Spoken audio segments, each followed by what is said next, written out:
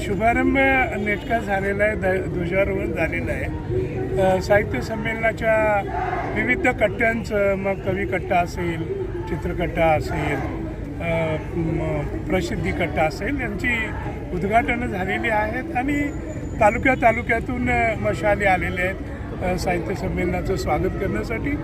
आणि एकूणच सातारकरांचा उत्साह मोठा दिसतो आहे.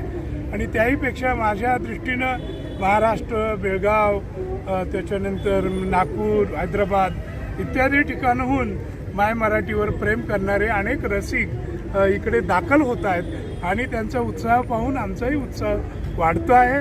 आणि नक्कीच येत्या 4 दिवसामध्ये माय मराठी, तिचं अस्तित्व, भवितव्य याच्यावर योग्य ते मंथन होईल आणि साताऱ्याहून लोक परतताना काहीतरी वेगळा विचार आणि वेगळ्या सुगंधाची फुलं घेऊन जातील अशी मला अपेक्षा आहे. सर, जो बाबांना प्रश्न विचारला तोच तुम्हाला प्रश्न विचारतो. संभाजी ब्रिगेडने तुम्ही जो पुस्तक कादंबरी लिहिली, त्याच्या विरोधात आंदोलन केलं, त्यानंतर तुमची चर्चा झाली.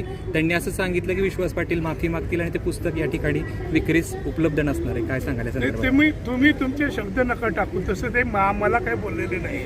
जे शब्द त्यांनी सांगितलं, जे शब्द तुम्ही वापरता ते तसे काही बोललेले नाही. अच्छा, हे लक्षात घ्या की जे आंदोलक आहेत ते माझ्यापेक्षा वयाने लहान आहेत. आणि माझं पुस्तक हे 2006 साली कादंबरी आलेली आहे. सोलापूरच्या साहित्य संमेलनात 3,500 प्रती खपलेले आहेत. 2-3 पिढ्यांनी ते वाचलेले आहेत. तरी सुद्धा आमच्या तरुण मित्रांना या संभाजी ब्रिगेडच्या काही शंका असल्या तर ते आम्ही एकमेकांसमोर बसून त्यातून ठरवायचं आणि मार्ग काढायचं ठरवलेलं आहे. शेवटी संभाजी राजा हे माझ्या काळजाचा कुठेतरी एक कण आहे आणि त्यामुळे समजा अवधानानं माझ्याकडून एखादा शब्द चुकून इकडे तिकडे झाला असेल आणि ते माझ्या लक्षात आलं तर तो मोठ्या मनानं तात्काळ मागं घ्यायची माझी तयारी आहे. यापेक्षा मी वेगळं काय सांगू.